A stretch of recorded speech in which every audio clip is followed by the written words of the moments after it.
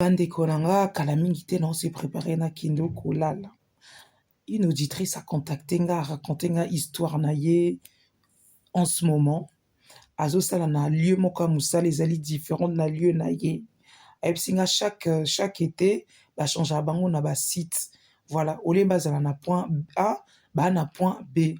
Sikoyo ayebisi nga mona ça fait 2 semaines osala na garçon moko boye.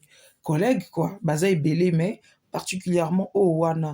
Atuti motema na nga nasepeli na ye, me nga na 42 ans, ye aza na 27 ans. Aza jeune, mais azosala mûr, soki omoni okanisa un homme de la trentaine. Mais c'est vrai que na mobali na nga, naza na copain na nga, ça fait déjà 2 ans, tozala na relation. Mais namona neti nazosepela na ye, nazomona neti azo attire nga. Nayebisi ye ndeko, franchement. Après balobo, basi bazala sérieuse te. Yo ye na but osala. Ata aza kitoko. Ndeko na nga kanga misu.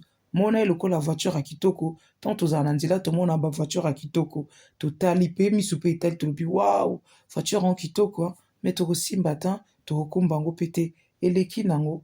Donc zwa ye lokola bongo parce que là, okosala scandale, oluka ba problème, yo moko na vie na yo. Oza mobali na yo, okutana na mobali mosusu na mosala. Est-ce que ayebi si okalingi yo? Peut-être eza juste gentillesse, parce qu'il y a des gens gentils, hein, naturellement. Yozo kanisa makambu, alors qu'ils a bongo te ndeko nanga, s'il te plaît. Nga conseil na opesa yo, et au cause à la tirer, c'est tout à fait normal, mais c'est louli, mais trace ta route. Eza musala, sala musala, zonge pa na yo, mona mobali na yo, mona copain na yo, et puis c'est tout. Vous pouvez savoir dans les commentaires qu'est-ce que vous en pensez. Vraiment, c'est incroyable cette histoire. Parfois, nous les femmes, on cherche des problèmes nous-mêmes. Sincèrement, je suis choquée.